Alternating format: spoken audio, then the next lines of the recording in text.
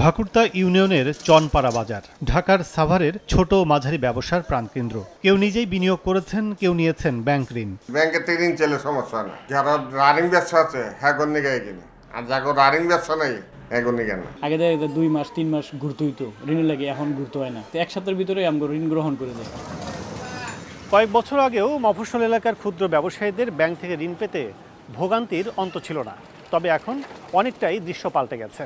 তবে পরিসংখ্যান বলছে সারা দেশে ব্যাংক খাতে যে পরিমাণ অর্থ জমা হয় তার বিপরীতে ঋণ ছাড় হয় সবচেয়ে বেশি শহর পর্যায়ে। কেন্দ্রীয় ব্যাংকের মার্চ পর্যন্ত দেয়া প্রতিবেদন বলছে ব্যাংক খাতে মোট জমাকৃত অর্থের মধ্যে সারা দেশে ঋণ প্রদান করা হয়েছে 17,12,618 কোটি 38 লাখ টাকা। এর মধ্যে শহরে জমার বিপরীতে ঋণ প্রদান করা হয়েছে 15,75,897 কোটি টাকা, যা প্রদানকৃত মোট ঋণের 92% বেশি। আর শহরের বাইরে গ্রাহকদের মোট জমাকৃত অর্থের পরিমাণ 3,01,000 কোটি, যার বিপরীতে গ্রাহকরা ঋণ পেয়েছেন মোট প্রদানকৃত ঋণের 8%-এরও কম।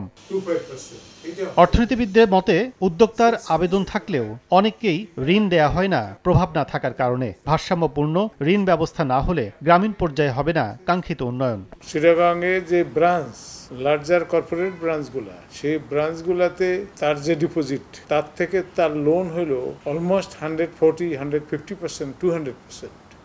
কিভাবে গ্রামের ডিপোজিটগুলো আনিয়ে ওই ডিভিশনের আন্ডারে বড় বড় বড়োয়ার এবং ডিফল্টার বড়োয়ার এদেরকে দেওয়া হয়েছে, যেই কারণে দেশের যে সার্বিক উন্নতি, যেটা industrial progress, agriculture progress, house building loan, এই সমস্ত জিনিস ডিস্ট্রিবিউশনের ক্ষেত্রে ডিসক্রিমিনেশন হচ্ছে।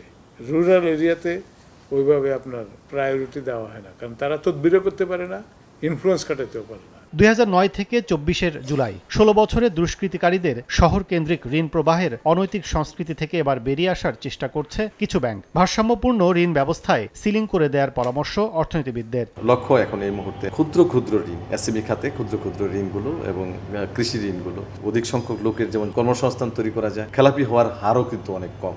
রংপুরের টাকা রংপুরে ব্যবহার হবে, রংপুরের মানুষ উপকৃত হবে। রংপুরের ডিপোজিট ঢাকায় এসে কোনো দুর্বৃত্তের হাতে যাবে না। এই সমস্ত এরিয়াতে সিলিং করে দেওয়া উচিত। এটা ওই ব্যাংকই পলিসিটা নিতে পারে, অর সেন্ট্রালি বাংলাদেশ ব্যাংক এটা করতে পারে, যে কোনো একটা রেশিওতে আসা উচিত। শহরের বাইরে ব্যাংকগুলো জমাকৃত অর্থের 80% সংশ্লিষ্ট এলাকায় উদ্যোক্তাদের ঋণ হিসেবে প্রদানের পরিবেশ তৈরির পরামর্শ খাত সংশ্লিষ্টদের। কাজল আব্দুল্লাহ, সময় সংবাদ, ঢাকা।